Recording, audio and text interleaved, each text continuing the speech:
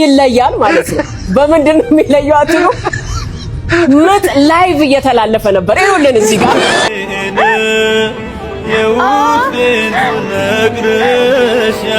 ሰላም ክብራትና ክብራት የቻናላችን ተከታታዮች እንደምሰነበታችሁ።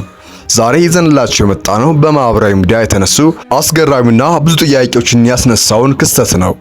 እንደውም ቀበቶ ፍታ ባል ምናምን ይባል ነበርና ስልኳን ቻርጅ አድርግላት ሳይባል አይቀርም ላይቭ ለሰላለች። አንድ ሴት ልጅ ልትወልድ ሆስፒታል ገብታለች። ምጥ ይዟታል። ህመም አለ። ምጥ ሰዓት ነው። ነገር ግን በዚያ ሰዓት ያደረገችው ነገር ብዙዎችን አስገርሟል። ስልኳን አዘጋጀች፣ ኤርፎን በጆሮቿ ሰካች፣ ራሷን በካሜራ ቀረጸች። ከዛም ቲክቶክ ላይ ገባች። ከዚህ ላይ እኔም አንድ ጥያቄ አለኝ። በምጥ ላይ ያለች የላይቭ ሐሳቡ እንዴት መጣላት? በዚያን ጊዜ ሌላ ሰው የሚያስበው ነገር ሆስፒታል ውስጥ ልጁ ጤነኛ እንዲሆንለት ብቻ ነው። ነገር ግን እሷ ካሜራዋን ከፍታ ወደ ታዳሚዎቿ ተመለሰች። እናም ይህ ቪዲዮ በኋላም ከባድ ማህበራዊ ሚዲያ ውይይትም ምንጭም ሆነ። እዚህ ጋር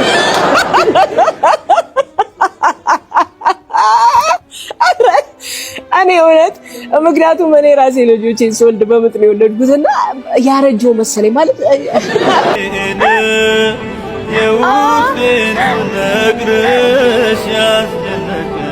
ምጧን ላይቭ እያስተላለፈች የነበረችው ሴት በብዙዎች ዘንድ መነጋገሪያ የሆነች ትገኛለች። የምትመለከቷት እህታችን እንግዲህ ምጥ ላይ ሆና ላይቭ እያስተላለፈች ነበረ፣ ቲክቶክ ላይ ማለት ነው። ብዙዎች የተለያየ ሀሳብ ሲሰጡ ነበረ። ይሄ የካሜራ መውደድ፣ ይሄ የሶሻል ሚዲያ ተጽዕኖ ሄዶ የት ጋር እንደደረሰ ማሳያው ነው የሚሉ አሉ። ብዙዎች ደግሞ ምንድነው ችግሩ ሲሉም ሀሳብ የሰጡ አሉ። ነገር ግን እንደዚህ አይነት አስጨናቂ ጊዜዎች ላይ እንዴትስ ይታሰባል? እንደዚህ ካሜራን ፊት አድርጎ በእንደዚህ አይነት የጭንቅ ሰዓት እንዴትስ ሊታሰብ ይችላል የሚሉ በርካታ ሰዎች ሀሳብ እየሰጡ ይገኛሉ። ለማንኛውም እናንተ እንደምን አገኛችሁት? ግን ይህ ታሪክ ከዚህ ላይም አላበቃም። ምክንያቱም ከዚህ በኋላ ኢቢኤስ ቴሌቪዥንና ሰይፉ ፈንታሁን ወደ ጉዳዩም ገቡ። የሃናም ቪዲዮ በቲክቶክ ላይቭ ላይ ከተሰራጨም በኋላ ብዙዎችም እያዩ አስተያየታቸውን ሰጡ። አንዳንዶችም ተገረሙ፣ ሌሎች ደግሞ ይህ የግል ጉዳይ ስለሆነ በማህበራዊ ሚዲያ መቅረቡ ተገቢ ነው ብለውም ጠይቀውም ነበር። በሌላ በኩል ደግሞ በቀጥታ ስርጭት ላይ የወሊድ ሂደትን ማሳየት የግል ድንበርን እስከ ድረስ ያሳያል በሚል ክርክርም አስነሱ። በዚህ የተነሳ ሌሎች ኮንተንት ክሬተርና የሚዲያ ሰዎችንም ትኩረታቸውንም ወደሱ አደረጉ። ምን አይነት ዘመን ላይ ደረስ? ምጥ እንኳን በላይቭ የሚተላለፍበት ዘመን ላይ ደርሰናል የሚሉ ግምትና አስተያየቶችም ተሰሙ። ሪያክት ያደረጉ መካከል ደግሞ ከኢቢኤስ ቴሌቪዥን በተጨማሪ ሰይፉ ፈንታሁንም ይገኝበታል። እናም የዚህ ታሪክ አንድ አዲስ ምዕራፍ ይጀምራል። ምክንያቱም በሃና በኋላም በኢቢኤስ ፕሮግራም ላይም ቀርባ የተለየ ነገርም ተናግራለች። ባለፈው ሳምንት ሃና ሰይፉ ፈንታሁን ፕሮግራም ቀረበች። እናም በፕሮግራሙ ላይም የተነሱ ጉዳዮችን በቀድሞ የቲክቶክ ላይ ቪዲዮዎችም ዙሪያም ነበር። ሃና ግን በዚህ ጉዳይ ላይም ቅሬታ እንዳላትም ገለጸች። እንዲያውም ኢቢኤስ ቴሌቪዥንና ሰይፉ ፈንታሁንን እከሳለሁ በሚል አቋሟንም አሳይታለች። እዚህ ላይ ግን አንድ ነገር ግልጽ መደረግ አለበት።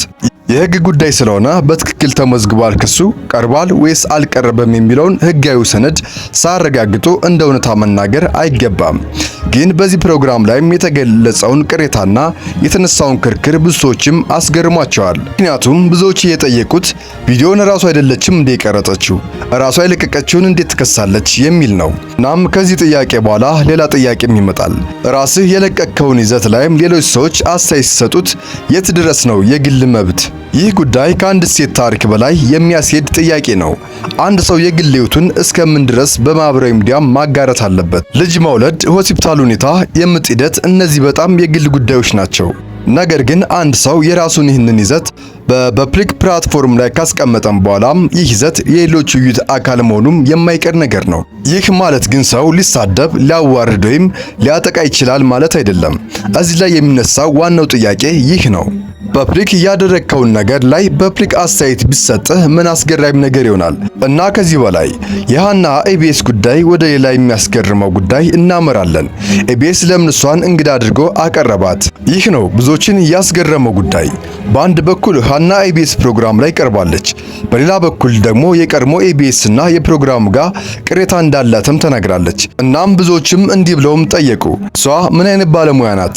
ምንስ እያስተማረችን ነው? ለምንስ ኢቢኤስ እንግዳ ሆና ቀረበች። እዚህ ላይ ግን እኛ ኢቢኤስ ውስጣዊ ውሳኔ ምክንያትም ይፋ ካልተገለጸና እንደውነት መወሰን የለብንም። ሊሆን የሚችለው የቴሌቪዥን ፕሮግራም በማህበራዊ ሚዲያ ላይ የተነሱ ጉዳዮችን ለውይይት ለማቅረብ ፈልጎም ሊሆን ይችላል። ወይም ደግሞ የተነሳውን ውዝግብ ለማሳረቅ የተወሰነ አቀራረብም ሊሆን ይችላል። ነገር ግን አንድ ግምት በማህበራዊ ሚዲያም ተነስቷል። ይህ የኢቢኤስ ቡድን ከተጨማሪ ውዝግብ ለመራቅ የወሰነው ስትራቴጂ ነው። ሃና አሜሪካ እንደምትኖር ተነግሯል። ኢቢኤስ ደግሞ በአሜሪካ የሚገኝ የኢትዮጵያ ሚዲያ ተቋም ነው።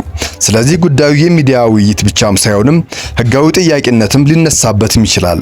ነገር ግን አንድ ጠቃሚ ነገር እንጠንቀቅ። በአሜሪካ ህግ ውስጥም መሰረት በኢቢኤስ ቴሌቪዥን በእርግጠኝነትም ያሸንፋል ወይም ይህ ክስ በእርግጠኝነትም ይሸነፋል። ማለትም የህግ ምርመራ ሳይደረግበት ትክክል አይሆንም። ነገር ግን በአጠቃላይ የህግ ክርክር ጊዜንም ገንዘብና የተቋምን ሀብትም ሊወስን ይችላል። ስለዚህም የተነሳው ግምት ከክርክር ይልቅ ጉዳዩን በውይይት ማለዘብ ይቻላል የሚል አቅጣጫም ሊወሰንም ይችላል እና ይህ ወደ ትልቅ ጥያቄንም ያመጣናል። ዛሬ በማህበራዊ ሚዲያ ላይ የምንለቀው የግል ህይወታችን ነገ ወደ እጃችን ሊመለስም ይችላል። ውድ ተመልካቾቻችን ይህ ታሪክ ስለ ሃና ብቻ አይደለም፣ ስለኛ የሁላችንም ታሪክ ነው። ዛሬ በስልኮቻችን ከፍተን ምንም ነገር በሴኮንዶች ውስጥ ወደ ሚሊዮን ሰዎችም ማድረስ እንችላለን።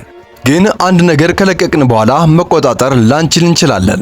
እናት ልጇን ስትወልድ የሚያሳይ ቪዲዮ፣ የግል የቤተሰብ ጉዳይ፣ የሆስፒታል ሁኔታ፣ እነዚህን ሁሉ ከመልቀቃችን በፊት አንድ ጥያቄ መጠየቅ ይገባናል። ይህንን ነገር ነገ ሰው ሲያየው አልቆጭም? ምክንያቱም ኢንተርኔት የሚረሳ ቦታ አይደለም። አንድ ሰው ይሰርዘዋል፣ ሌላ ሰው ያወርደዋል፣ ሌላ ሰው ሪያክት ያደርገዋል፣ ሌላ ሰው ደግሞ እንደገና ይለቀዋል። ከዚያም አንድ ሰው የትናንት የግል ቪዲዮን ዛሬ ላይ ፐብሊክ ውይይት ይሆናል። ስለዚህ ያና ታሪክ እንወያይ፣ አንገረም፣ ጥያቄ እናንሳ፣ ግን የግል ህይወቷን ማክበርም አንዘንጋ። እናንተስ ምን ትላላችሁ? ሰው በራሱ ቲክቶክ ላይቭ ላይ የለቀቀውን ቪዲዮ ሌሎች በየሚዲያው ሲወያዩበት መቃወም ትክክል ነው ወይስ ነገሩን ፐብሊክ ከሆነ በኋላ ሌሎች ሰዎችም ውይይት አካል መሆኑ የማይቀር ነው? አስተያየታችሁን በኮሜንት ላይ አጋሩን። ቪዲዮን ከወደዳችሁት ላይክ አድርጉ። ለሌሎች እንዲደርስ ሼር እያደረጋችሁ ቻናላችንን ሰብስክራይብ ማድረጋችሁን እንዳትረሱ። በቀጣይ ከዚህ የተሻለ ቪዲዮ እስከምንገናኝ በያላችሁበት የዓለም ዳርቻ ሁሉ ሰላማችሁ ብዝት ይበልን። ቸር ቆዩ።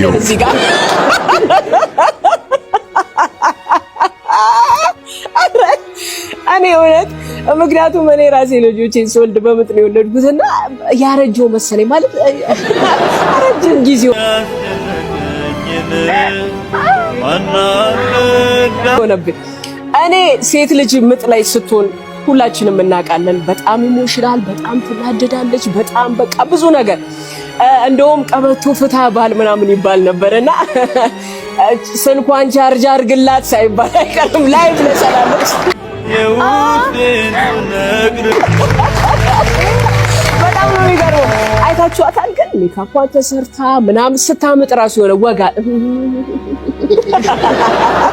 እውነት እንዴ ዋይ በቃ ወይኔ ሞትኩኝ ምናምን በሚባል ሰዓት እኔ ትዝ የሚለኝ የራሴን ሳምጥ በጣም ነበር መጮህ ስለማልችል አለቅስ ነበርና እንደተገረፈ ሰው ነበር ማለቅሰውና በቃ ዶክተሬን ጥሩት እኔ አልቻልኩም ምናምን ብዬ አለቅሳለሁ። ነርሶች ጋርና ዶክተሬ ጋር ሄዱና ኧረ ድሱ በጣም እያለቀሰች ነው ዶክተር ምናምን ሲሉ አመት ከአመት ትስቄል እንደ ዛሬ ታልቅስ ተዋት ምናምን